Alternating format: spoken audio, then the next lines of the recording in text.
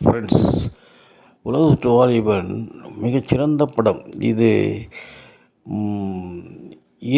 பல மொழிகளில், உலகின் பல மொழிகளில் டப் செய்யப்பட்டு திரையிடப்பட்டிருக்கிறது. மக்கள் திலகம் இந்த படம் முடித்தவுடன் ஏவிஎம் மெய்யப்ப செட்டியார் அவர்களை அழைத்து பிரிவ்யூ பார்த்து தங்களுடைய மேலான ஒப்பீனியனை தரும்படி கேட்டுக்கொண்டார். அதேபோல் அவர் ஏவிஎம் மெய்யப்ப செட்டியார் வந்து பார்த்துவிட்டு திரும்பி வந்து இவர்கிட்ட சொல்கிறாரு,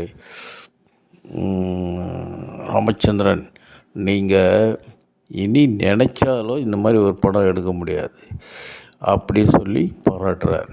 ஏன்னா எக்ஸ்போ 70 மட்டும்தான் எடுப்பாங்க, 90 எடுக்க மாட்டாங்க, 25 24 எடுக்க மாட்டாங்க, வேறு மாதிரி இருக்கும் அது.